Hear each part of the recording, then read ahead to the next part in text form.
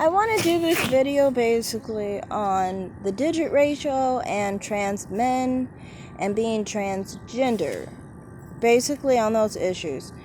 I was just watching a study that basically said females have a prominent pointer finger, males have a prominent ring finger, and that trans men are more likely to have prominent ring fingers. What I don't really get about this is,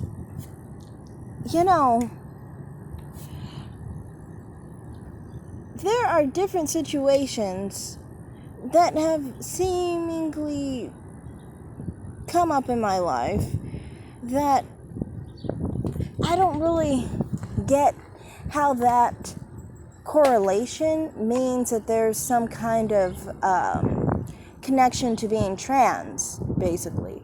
Because, okay, so I'll explain actually a little bit more. Someone with a prominent ring finger means that they have more testosterone in vitro. Someone with a prominent pointer finger means they have more estrogen in vitro.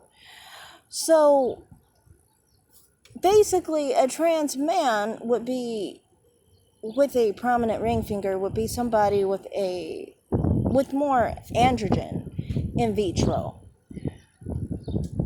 So that would explain supposedly why they identify as men. What is confusing to me is how come then some trans men have prominent pointer fingers? Because I've seen some trans men who have prominent pointer fingers, and they claim they're trans. I mean, he's still living as a transgender person right now. I mean, he's a Facebook friend of mine, and he's a trans man, but he has the finger pattern of a female. Now then, there are also females with a prominent ring finger.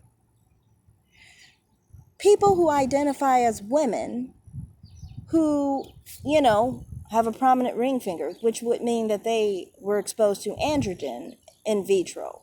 Okay, so if that's the case, then how is it making someone transgender? For example, I have a prominent ring finger. My mother has a prominent ring finger. I do think that people who have a prominent ring finger do behave differently than people with a prominent pointer finger. Because, I was raised by my mother, and the way I thought of, womanhood was different than what a lot of other people think of womanhood. So, for example, my grandmother has a prominent pointer finger, and I always noticed she was more, traditional to her female gender role. My mother was less of that,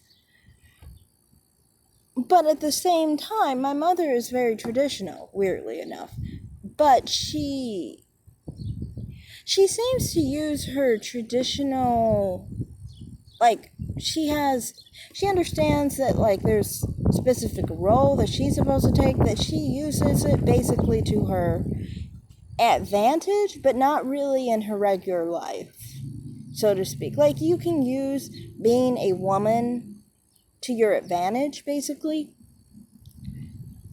but not generally in, the sense of expression, basically. Now, what I don't get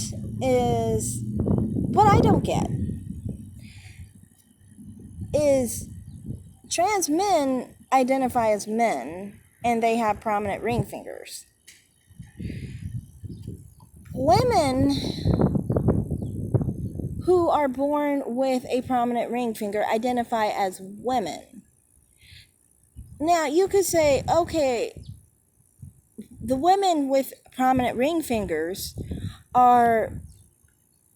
fitting into their gender role, therefore they identify as females. But you can tell that many women with a prominent ring finger do not act the same and do not behave the same as women with prominent pointer fingers.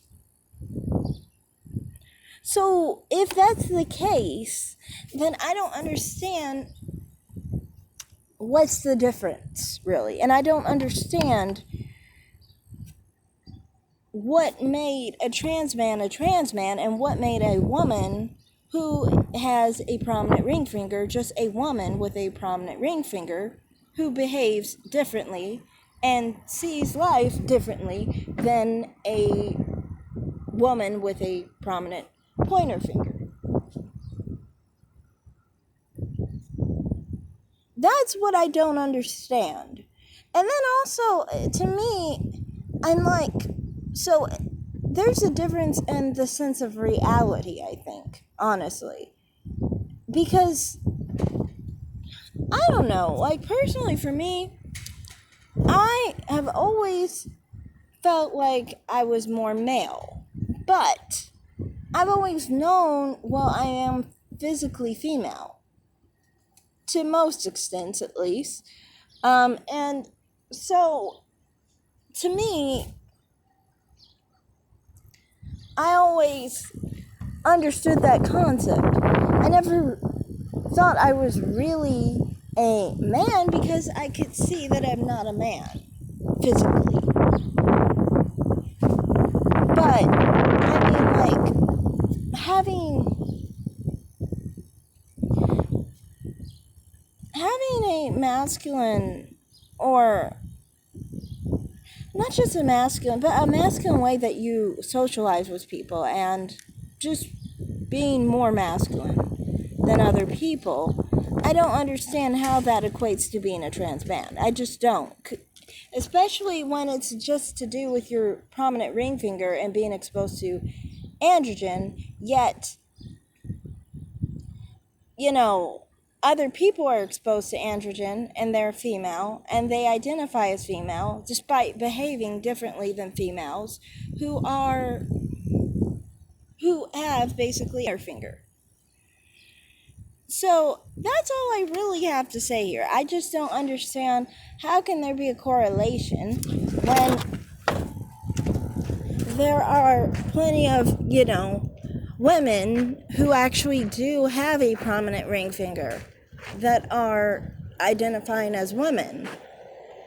Obviously, they don't fit into the expectations of the stereotypical traditional female roles, gender roles, because they behave differently. But that doesn't change anything. So how is it really significant, really, to say that that's evidence that someone is actually trans biologically? Like, how does that affect anyone differently? That's all I have to say.